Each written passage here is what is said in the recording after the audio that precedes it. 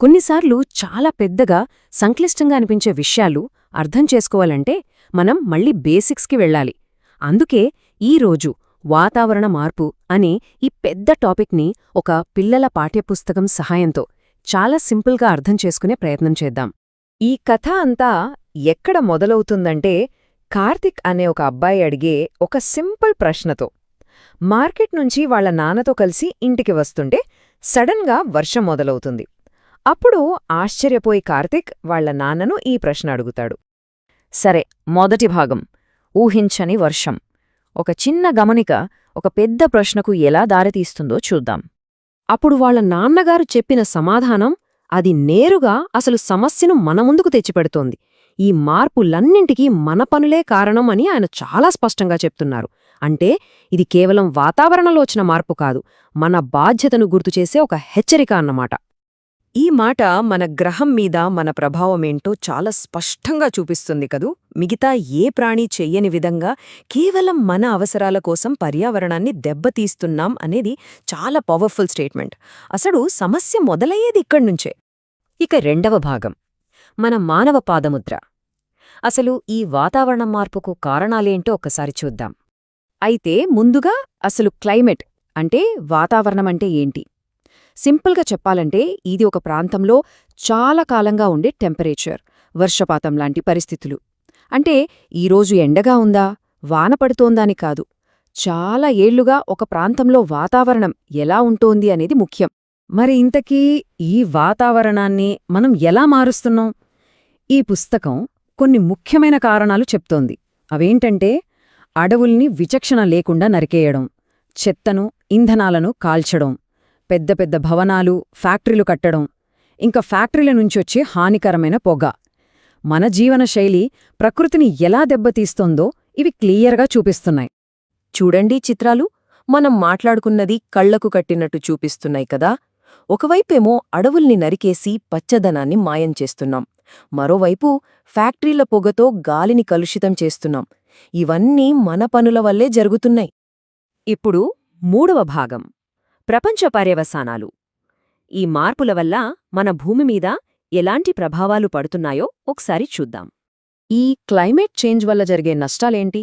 అకాల వర్షాలు, కరువులు, భయంకరమైన తుఫానులు, సునామీలు, ధృవప్రాంతాల్లో మంచు కరిగిపోవడం, సముద్రమట్టాలు పెరగడం, సముద్రాలు వేడెక్కడం, ఇవన్నీ మన పర్యావరణాన్ని, మన జీవితాల్ని తీవ్రంగా దెబ్బతీస్తాయి. ఇదెలా పనిచేస్తుందంటే ఈ ఫ్యాక్టరీల నుంచి వచ్చే హానికరమైన గ్యాస్లు మన భూమి చుట్టూ ఒక దుప్పటిలా ఏర్పడతాయి. దానివల్ల సూర్యుడు వేడి బయటకు వెళ్లలేక మన భూమి నెమ్మదిగా వేడెక్కిపోతోంది. భూమి ఇలా వేడెక్కటం వల్ల ఏం జరుగుతోంది? ఆస్ట్రేలియాలో వచ్చిన కార్చుచ్చులాంటి విపత్తులు వస్తున్నాయి. ఆ మంటల వల్ల లక్షల ఎకరాలు నాశనమయ్యాయి. అంతేకాదు, దాదాపు 50 కోట్ల జంతువులు ప్రాణాలు కోల్పోయాయి. ఇది నిజంగా చాలా పెద్ద విపత్తు. ఈ ఎఫెక్ట్స్ ప్రపంచం మొత్తం కనిపిస్తున్నాయి. ఒకచోట చూస్తేనేమో ఊహించని వరదలు, మరోవైపు చూస్తే ధృవ ప్రాంతాల్లో మంచు కరిగిపోతుంది. సో ఈ మార్పులు ఒక్కచోట మాత్రమే జరగట్లేదు, ప్రపంచమంతా జరుగుతున్నాయి. సరే, ఇప్పుడు నాలుగో భాగం ప్లాస్టిక్తో సమస్య. మన రోజువారీ జీవితంలో వాడే ఒకదాని గురించి ఇప్పుడు చూద్దాం. ఈ పుస్తకంలో ఒక ముఖ్యమైన ప్రశ్న అడిగారు. అదేంటంటే మనం వాడే ప్లాస్టిక్ పెన్నులు పర్యావరణానికి మంచివేనా? ఆలోచించండి, మనం రోజూ వాడి పడేసే వస్తువుల గురించి. ఇదో మంచి ప్రశ్న కదా. ఇక్కడే ఉంది అసలు సమస్య. ఈ యూజ్ అండ్ త్రో వస్తువులు కుళ్ళిపోని ప్లాస్టిక్తో తయారవుతాయి. అంటే అవి మాయమైపోవు, అలా పేరుకుపోతూనే ఉంటాయి. మనం వాడి పడేసే ఒక్కో ప్లాస్టిక్ వస్తువు 100 ఏళ్లపాటు ఈ భూమిమీద అలాగే ఉండిపోతుంది. అంతేకాదు, ఈ ప్లాస్టిక్ వ్యర్థాలు భూమిమీదనే కాదు, నీటిలో కూడా చాలా నష్టం చేస్తున్నాయి.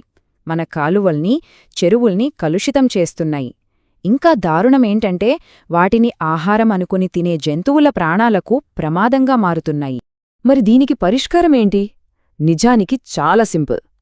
ప్లాస్టిక్కు బదులుగా మళ్లీ మళ్లీ వాడుకోగలిగే వాటిని ఎంచుకోవాలి. ఉదాహరణకు ప్లాస్టిక్ కవర్లకు బదులుగా స్టీల్ డబ్బాలు వాడటం. ఇది మనం చేయగలిగే చిన్న మార్పే అయినా దాని ప్రభావం చాలా పెద్దది. సరే, ఇక చివరి భాగం మనం ఏం చేయగలం?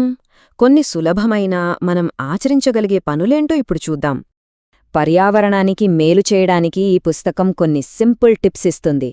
ప్లాస్టిక్ బాటిల్స్ బదులు స్టీల్ బాటిల్స్ వాడటం, మార్కెట్కు వెళ్తే గుడ్డ సంచి తీసుకెళ్లడం, అవసరం లేనప్పుడు లైట్లు, ఫ్యాన్లు ఆపేయడం, ఇలాంటివన్నీ మన రోజువారీ జీవితంలో చాలా సులభంగా చేయొచ్చు. గుర్తుంచుకోండి, మనం చేసే ప్రతి చిన్న పని ఒక పెద్ద మార్పుకు దారితీస్తుంది. ఒకసారి ఈ అద్భుతమైన చిత్రాన్ని చూడండి. ఒక ఇల్లు కడుతూ అక్కడున్న చెట్టును నరికేయకుండా దాని చుట్టూ ఇంటిని కట్టారు. ప్రకృతితో కలిసి ఎలా బ్రతకాలో చెప్పడానికి ఇంతకంటే మంచి ఉదాహరణ ఏముంటుంది? సరే, చివరిగా ఈ పుస్తకంలోని ఒక ఆలోచింపజేసే ప్రశ్నతో ఈ వివరణను ముగిద్దాం. వేసవిలో చల్లగా ఉండటానికి ఏసీ కొనాలా లేక పెరట్లో ఒక చెట్టు నాటాలా? ఆలోచించండి. ఏసీ మనకు తాత్కాలికంగా చల్లదనాన్ని ఇస్తుంది, కానీ పర్యావరణానికి హాని చేస్తోంది. అదే ఒక చెట్టు అనుకోండి, తరతరాలకు నీడనిస్తుంది, స్వచ్ఛమైన గాలినిస్తుంది, మన భూమికి మేలు చేస్తుంది. మరి ఎంపిక మన చేతుల్లోనే ఉంది. ఈ వీడియో మీకు నచ్చినట్లయితే లైక్ చేయండి, షేర్ చేయండి, కామెంట్ చేయండి. అలాగే మన ఛానల్ని సబ్స్క్రైబ్ చేయండి. Thanks for watching.